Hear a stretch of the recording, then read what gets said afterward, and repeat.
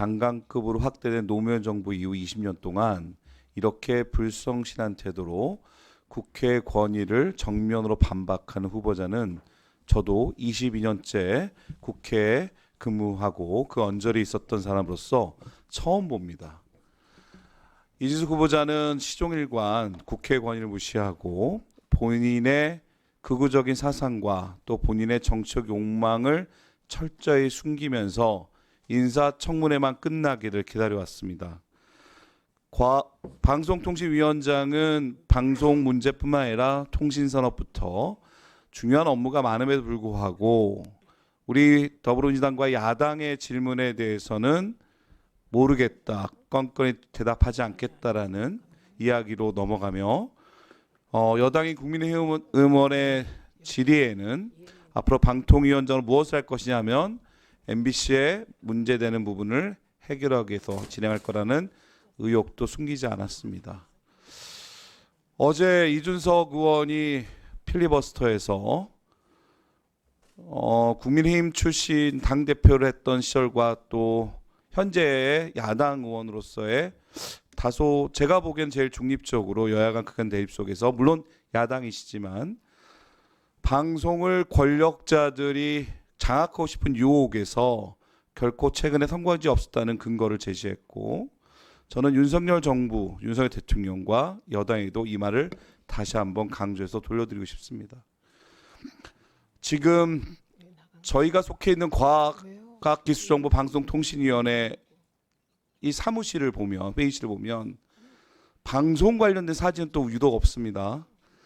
우주선도 있고 저기 뭐 핵융합 원로도 있고 한국형 원자로도 있고 저 멀리 인간과 AI 로봇과의 조화로운 AI 시대를 대비하는 사진도 있고요. 예, 과학기술정보통신부도 중요하고 방송통신위원회 중요하지만 우리 과학기술정보방송통신위원회가 지독 민생을 다루는 직접적 위원회는 아니지만 대한민국의 미래를 위해서 정말 중요한 업무를 해야 되는데 이 중요한 업무를 할 귀중한 시간을 윤석열 대통령의 방송 장악의 헛된 의혹으로 인해서 계속되는 방송통신의 이인구조의 불법성이 유지되고 저희 야당 입장에서는 그 문제점을 해결하기 위해서 탄핵을 시도하면 본인들께서 다 법률가 출신인지 몰라도 이동관 위원장은 경험이 많아서 그런지 사퇴하셨고 김홍일 위원장님과 이상인 직무대행님 또한 법률가시기 때문에 너무 잘하셨는지 사퇴하셨습니다. 이렇게 우리 과학기술정보방송통신위원회가 방송통신위원회 업무뿐만 아니라 과학기술정보통신부의 중요한 업무도 해야 됨에도 불구하고 윤석열 정부와 국민의힘은 과연 여당인지 의심스럽습니다. 다시 한번 말씀드리지만 우리 인사청문회가 국민들 보기에 법인카드, 빵 청문회로 보였던 거는 이진숙 후보자가 서면 질의서에서도 자신의 가치관을 정확하게 얘기하지 않았으며 법인카드 내역 외에는 아무런 자료도 제출하지 않았기 때문에 저희는 법인카드만 갖고 물었을 뿐이며 중심적으로 또한 법인카드 문제도 오늘 확인해 본 바에 의하면 2년 남짓한 대전 MBC 사장 동안 개인 카드로 쓴 와인 구매액이 650만 원. 그다음에 사장실에서 쓰는 공용 법인카드 썼던 와인 구매가 1,550만 원. 합이 2,200만 원입니다.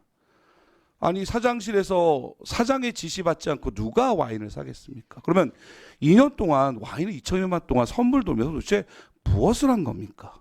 여기에 누구랑 먹었는지 이게 회사 업무에 관련되는지 입증을 저희가 해야 되는 건 아니라고 보고 과연 국민 눈높이에 맞는 공직자의 자세인가 다시 한번 물을 수밖에 없고요. 우리 박종원 의원님께서 모두의 그 동아일보 시절에 김용준 총리 후보자를 낙마시킨 상을 받았다는 수상 좋은 경력 말씀 주셨는데요. 그때 언론인으로서 했지만 제가 보기 그 당시에 김용준 총리 지명자는 그래도 양식과 자존심 있는 분이시고 지금 이재수 후보자는 이미 대전 MBC 한번 낙마한 뒤에 영입돼서 대구에서 2번이나 본인의 정치적 욕망을 달성하지 못한 그 무엇인가를 위해서 아니 대구 시민들이 과반수 이상 존경하는 박정희 대통령에 대해서 물어도 대답하지 않고 저는 이해가 되지 않습니다. 본인의 속내를 숨기면서까지 방통위원장을 하는 것이 대한민국과 우리나라 방송통신위원회 또 방송통신산업위에서 어떠한 득이 되는지, 더 나아가 윤석열 정부의 여당으로서의 국정을 운영하는데 무엇이 도움이 되는지 이해가 되지 않습니다. 우원식 국회의장께서 아주 예외적으로 이 방송통신위원회 관련된 극한 여야 대립을 중재안을 냈지만, 여당은 국회의장의 중재안도 헌시짝처럼 버려버렸습니다. 그 결과 저희 국회가 지금 민생이 문제임에도 불구하고 집권 여당과 국민의힘은 민생은 내팽겨 친제, 방송통신 4법을 막겠다고 필리버스터를 진행하고 있는 거 아닙니까? 어제자 우리 존경하는 박정훈 의원님의 전 직장인 동아일보가 위메프 티몬 큐텐 큐익스프레스 관련돼서 싱가포르 전자상거래 업체 그 계열사의 누적 손실이 총 2조 5천억이라고 기사를 내보냈습니다. 이 피해액이 얼마인지 알 수가 없습니다. 21자 한국은행에서는 개인사업자 대출 세부 업권별 즉 연체율을 봤는데 제2금융권, 매우 이자율이 높은 이금융권의 개인사업자 대출 연체율이 4.18%로 2015년 이후 8년 9개월 만에 최고치를 달성했습니다. 또한 1분기 올해 자영업자 대출자 가운데 다중채무자 57%입니다. 이거는 코로나19 사태 이전에 2019년 4분기에 50.3% 이후에 다시 4년 3개월 만에 최고치입니다. 이렇게 민생이 중요한데 대통령께서는 공영방송을 장악했던 달콤한 유혹에만 빠진 채 이진숙이라는 부적격자 후보자를 국회에 내던져버리고 국회에 싸움을 이끌고, 도대체 대통령은 어디 계신 겁니까? 여당은 어디 있는 겁니까? 새로 뽑힌 한동훈 국민의힘 대표께 간곡하게 호소합니다. 그리고 여기 계신 과방위원들께도 호소드립니다. 지금 여당이 양보하실 때입니다.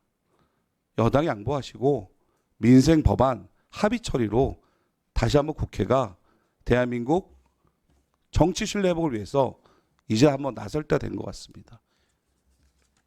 다시 한번 부탁드리면서 이상 마치겠습니다.